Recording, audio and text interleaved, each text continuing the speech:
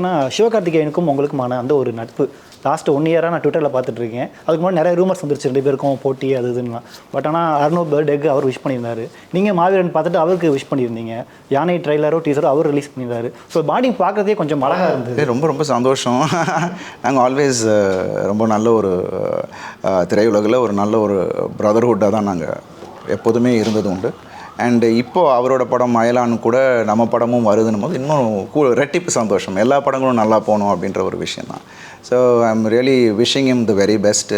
Dhanush sir படமாக இருக்கட்டும், Vijay Sethupathi sir படமாக இருக்கட்டும், எல்லா படங்களும் வருது, எல்லா படமும் நல்லா போகணும் அப்படின்ற ஒரு விஷயம் தான். ஒரு ஹெல்த்தியான ஒரு விஷயம். So always I wish him the best. ஏன்னா நல்லா பண்ணிகிட்டு இருக்காப்புல. இப்போ எல்லாமே எல்லா விதத்துலேயும் எல்லா ஆக்டர்ஸும் அவங்கவுங்க ஜோனில் அவங்கவுங்க தேர் டூயிங் வெல். ஸோ அந்த விதத்தில் எனக்கு ரொம்ப ரொம்ப சந்தோஷம். And we always give and take இருந்துக்கிட்டு தான் இருக்கணும். அது இந்த இண்டஸ்ட்ரியில். So I am really happy about that.